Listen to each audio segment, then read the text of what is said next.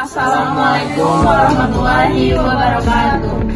Perkenalkan, kami dari kelompok 8 akan mempresentasikan hasil kerja kelompok kami, yaitu materi ketenaga kerjaan. Sebelumnya, perkenalkan, nama saya Diagen Carlo dengan NPM C1C02319. Perkenalkan, saya Zahwalia Mirianda dengan NPM C1C02338. Saya Nasya Fauzia dengan NPM C1C02343. Saya Rizal NPM C1C02314. Selamat menyaksikan. Baik, saya akan menjelaskan materi tentang perlindungan pekerja. Perlindungan pekerja sendiri adalah upaya yang dilakukan untuk menjamin hak-hak pekerja dalam lingkungan kerja, memastikan mereka bekerja dalam kondisi aman, nyaman, serta mendapat hak-hak dasar mereka sesuai dengan peraturan perundang-undangan. Lalu ada tujuan perlindungan pekerja.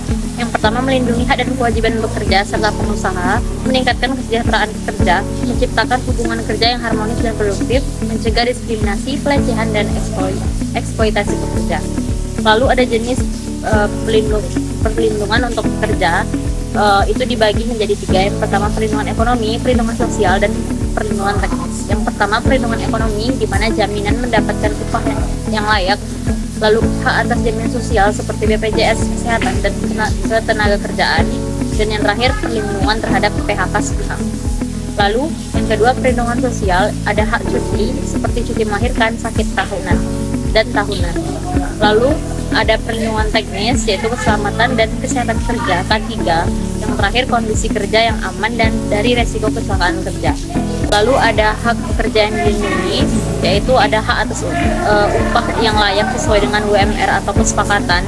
Lalu hak atas istirahat, cuti tahunan, mingguan, dan hak cuti lainnya. Lalu ada hak atas perlindungan hukum, perlindungan dari pelecehan, eksploitasi, atau diskriminasi, hak atas jaminan sosial seperti pensiun, asuransi kecelakaan, dan jaminan kesehatan. Yang terakhir ada pentingnya perlindungan pekerja. Hal ini dapat dilakukan untuk meningkatkan produktivitas pekerja, menciptakan lingkungan kerja yang sehat dan aman. Yang terakhir, meningkatkan kepercayaan antara pekerja dan pengusaha. Baik, saya rasa hanya itu yang dapat saya sampaikan. Materi selanjutnya akan disampaikan oleh rekan saya.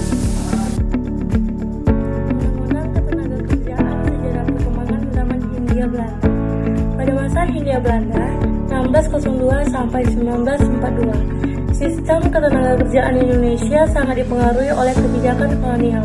Beberapa poin penting dalam konteks ini adalah eksploitasi buruh. Pekerja lokal seringkali dieksploitasi dengan jam kerja yang panjang dan upah yang rendah. Tidak ada perlindungan hukum yang memadai bagi mereka. Regulasi terbatas. Peraturan yang ada lebih baik menguntungkan pengusaha Belanda, seperti peraturan tentang kerja paksa dan sistem kontrak yang merugikan pekerja. Kesadaran buruh. Munculnya gerakan buruh pada akhir abad ke-19 dan awal abad ke-20 mulai menuntut hak-hak mereka meskipun masih sangat terbatas. Zaman kemerdekaan. Setelah Indonesia merdeka pada tahun 1945, perhatian terhadap hak-hak pekerja mulai meningkat. Beberapa langkah penting yang diambil adalah penyusunan Konstitusi Undang-Undang 1945 mengakui hak-hak pekerja, termasuk hak untuk bekerja dan mendapatkan penghidupan yang layak. Badan hukum, pembentukan berbagai badan hukum dan organisasi buruh untuk memperjuangkan hak-hak pekerja, seperti Serikat Pekerja. Undang-Undang Nomor 13 Tahun 2003, perlindungan hak pekerja, keselamatan pekerja. Pentingnya melindungi hak-hak dasar pekerja, termasuk hak untuk mendapatkan upah yang layak, lingkungan kerja yang aman dan jaminan sosial, mengurangi eksploitasi, menghindari praktik-praktik eksploitatif yang sering terjadi di sektor informal, dan memastikan bahwa semua pekerja mendapatkan perlindungan hukum. Peningkatan kualitas tenaga kerja, pengembangan SDM mendorong pengembangan sumber daya manusia melalui pelatihan dan pendidikan, sehingga tenaga kerja Indonesia dapat bersaing di pasar global. Inovasi dan produktivitas. Meningkatkan produktivitas dan inovasi di sektor industri melalui tenaga kerja yang terampil dan terlatih. Kemudian stabilitas ekonomi.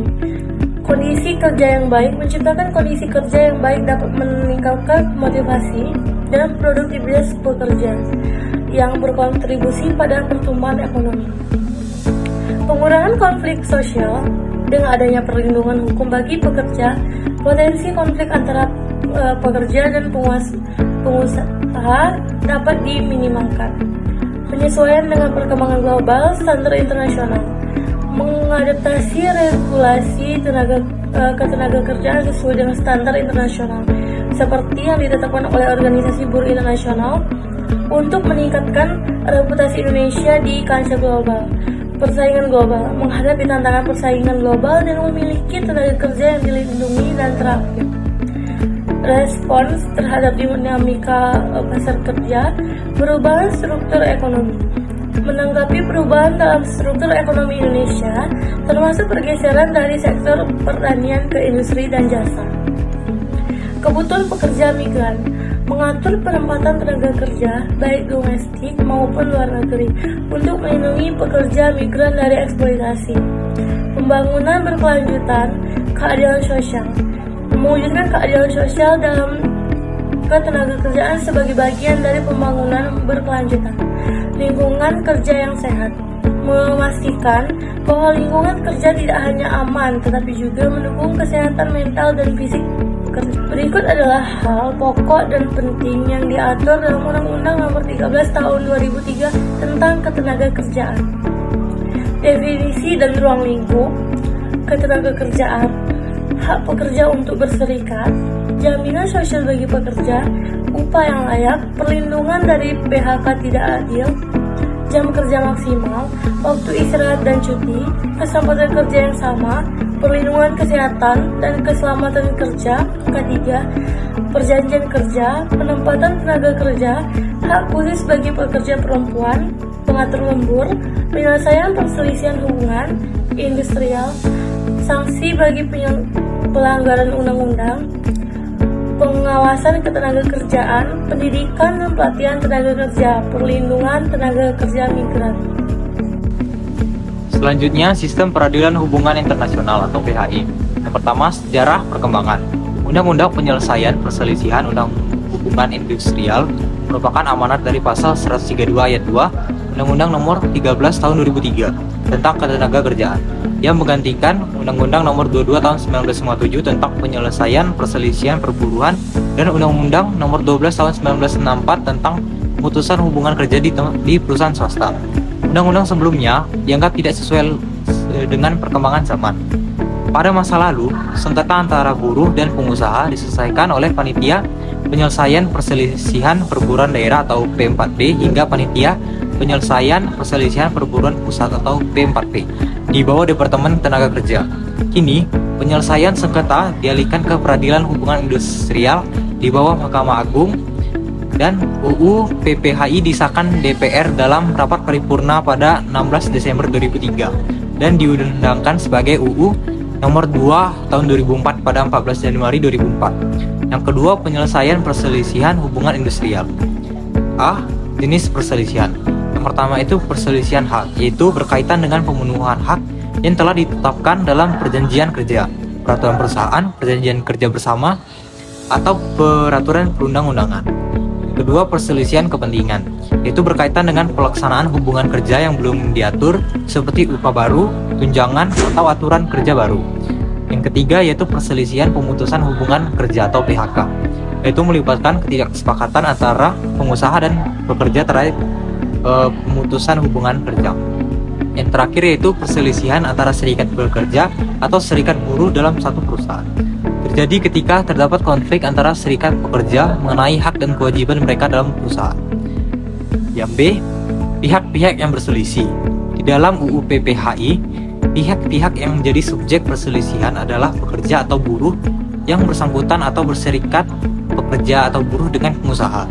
Hal ini mengandung arti bahwa UU PPHI sangat menghargai kebebasan berserikat, di mana setiap pekerja berhak untuk menjadi atau tidak menjadi anggota serikat pekerja, sehingga seseorang pekerja yang menggunakan haknya untuk tidak menjadi anggota serikat pekerja atau serikat buruh memiliki hak untuk menjadi pihak yang dapat berselisih. C. Prosedur penyelesaian. UU PPHI menganut penyelesaian di luar pengadilan dan melalui pengadilan hubungan industrial. Adapun pengaturan tersebut dimaksudkan untuk mencegah terjadinya pelimpahan perselisihan kepada pengadilan.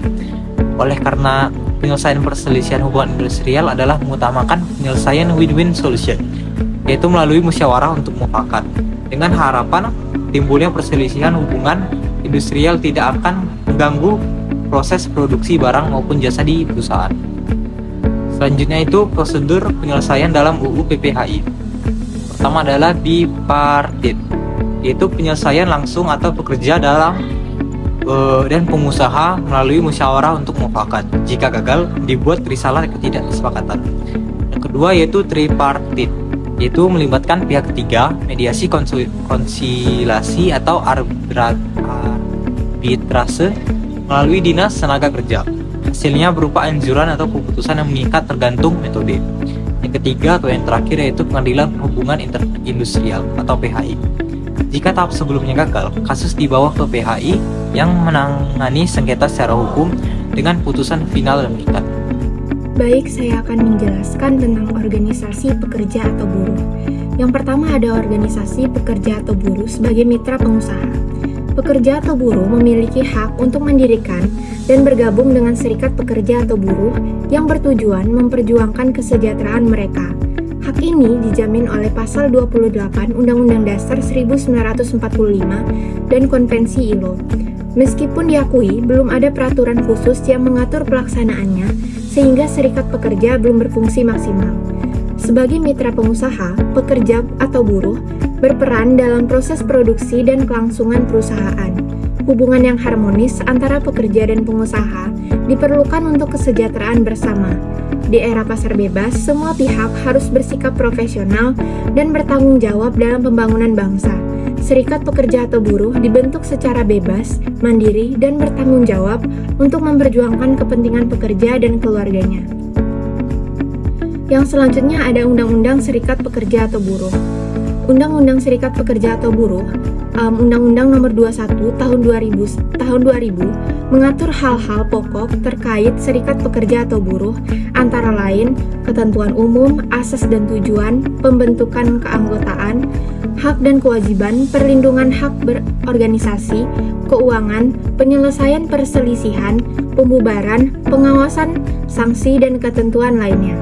Pasal 42 mengatur sanksi administratif bagi serikat pekerja atau buruh yang melanggar, seperti pencabutan pencatatan dan kehilangan hak untuk berpartisipasi dalam perjanjian kerja bersama atau penyelesaian perselisihan. Sanksi administratif ini dapat dicabut jika syarat-syarat dalam pasal 5 dipenuhi. Pasal 43 mengatur sanksi pidana bagi pengusaha yang menghalangi atau memaksa pekerja atau buruh membentuk serikat pekerja dengan ancaman pidana penjara 1 hingga 5 tahun dan denda antara 100 juta hingga 500 juta. Tindak pidana ini dianggap sebagai kejahatan. Yang selanjutnya ada strategi pengembangan. Beberapa strategi untuk mewujudkan organisasi pekerja atau buruh yang bersinergi dengan pengusaha meliputi 1. Transparansi pengusaha. Pengusaha harus memberikan informasi berskala mengenai kinerja perusahaan dan menjelaskan peran pekerja atau buruh. Skema insentif atau pembagian saham atau ESOP dapat memotivasi pekerja untuk lebih produktif. Yang kedua ada demokratisasi organisasi. Organisasi pekerja atau buruh harus berperan positif dan dapat melakukan lobby dengan pengusaha tanpa merugikan perusahaan, serta merepresentasikan pekerja dengan martabat. Yang ketiga, penguatan budaya perusahaan. Membangun nilai kebersamaan dan hubungan industrial yang kuat di perusahaan akan mendorong demokratisasi dan memperkuat organisasi pekerja atau buruh. Namun, keberhasilan strategi ini bergantung pada kesadaran pekerja atau buruh untuk melindungi hak mereka, bukan hanya mengandalkan regulasi pemerintah.